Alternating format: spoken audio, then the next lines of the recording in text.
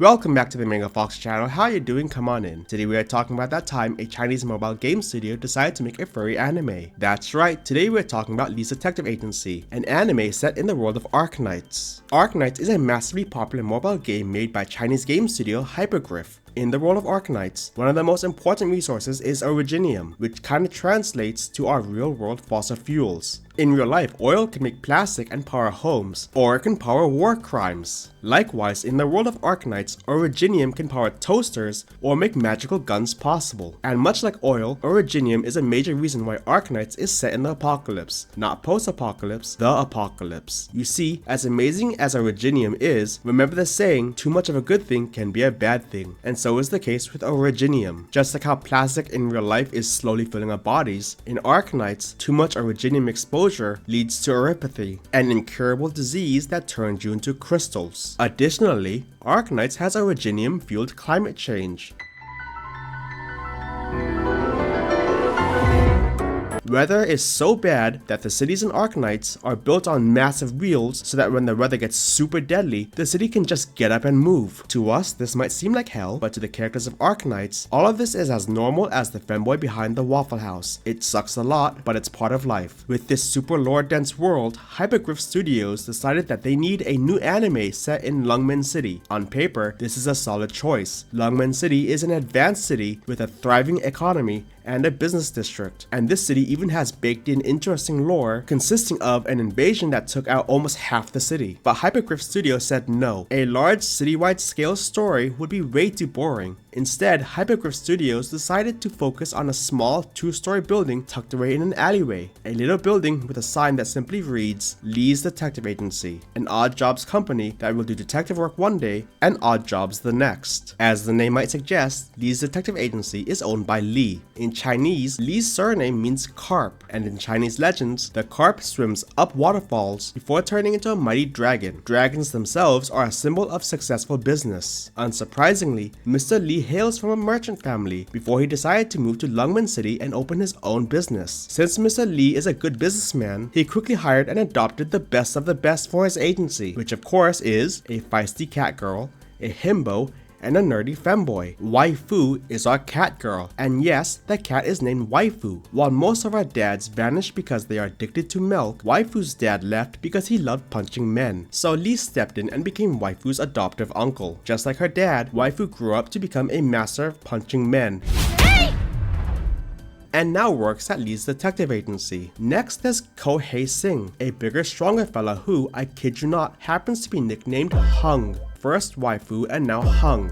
I think someone knew what they were doing. Anyway, bro used to be a security guard, but was so easygoing he got fired. Very relatable in today's job market. However, after meeting Lee at a noodle shop, Hung soon found himself employed by the agency. He currently acts as the agency's chef, which makes him a grill daddy, and I want him. And finally, the femboy cat nerd, Ak. He's also a gremlin. Ak's dad was a doctor who got game-ended. Ak wanted to follow in his father's shoes and become a doctor as well, but he must have studied with the TF2 medic because he became a gangster doctor, one that kinda doesn't care about ethics. Could we capture some enemies for a little experimenting? It's not violating ethics as long as no one sees it. As is always the case, our Hung boy happened to know this cat femboy somehow, and soon, Ak was also part of Lee's Detective Agency. And soon, his work would make the medic proud, kidnappings and all. And it's around this cast that the Arknight developers decided to make an anime. If you've been paying attention, you might have noticed something strange. These are all furries. Hold on, Mango, you might say. Just because these guys are anthropomorphic animals doesn't make them furries, which would normally be a valid argument, but here, that argument is invalid. This is because each of those characters is drawn by the furry artist Kuroblood. Hypergriff Studios chose a furry artist to draw furry characters. And it's those characters that make up the cast of Lee's Detective Agency, and of course, the style they chose for this anime was chibi.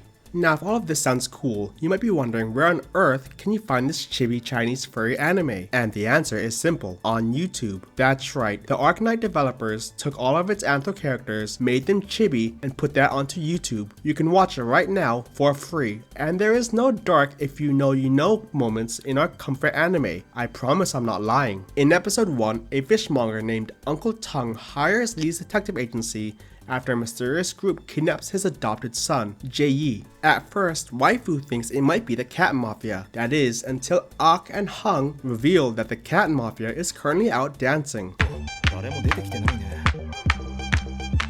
Turns out the kidnappers just wanted Jae to watch a play with a very rich little girl who's lonely a lot. They were even paying Jae to be there. Whoops. In episode 2, it's Ak's 18th birthday, and the agency needs Ak out so they can set up his party. How do you distract someone who's a bratty femboy? Easy, but tend to sneak off, like this.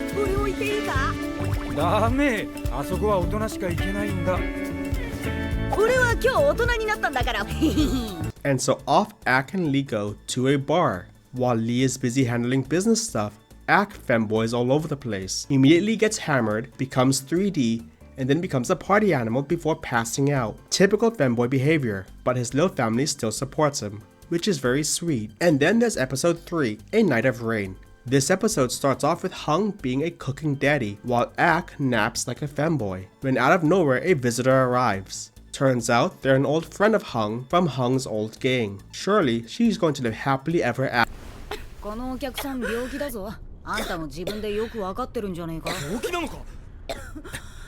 Of course, this isn't any sickness, it's the infection, oropathy, which, might I remind you, is not only incurable, but slowly turns the victim into crystals. When this friend got infected, she became extremely violent and attacked her own friends.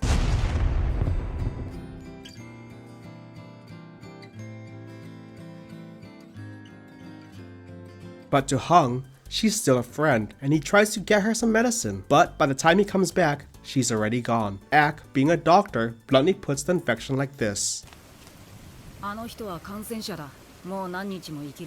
Like I said before, the world of Arknights is apocalyptic, even in this chibi furry anime spin-off. Moving on from Le Sad episode, episode 4 is Le Beach episode. Lee's detective agency takes a trip to the beach, and they do beach things while the Cat Mafia tries to assassinate them. And I know furries love their sus jokes, so when Lee looks at some chicks, the furries notice.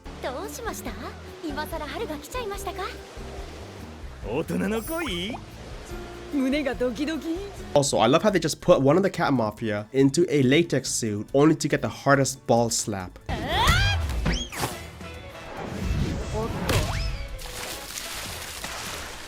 In episode 5, a lady comes in claiming her partner, another client of Lee's detective agency, gave them a card with his assets before going missing. Being a good dude, Lee makes her sign a mountain of paperwork before agreeing to give her the card. But Ak, he's a smart cross-dressing femboy, so when he sees another cross-dressing femboy, he recognizes his own. And how do you anger a femboy? Easy, call them a man.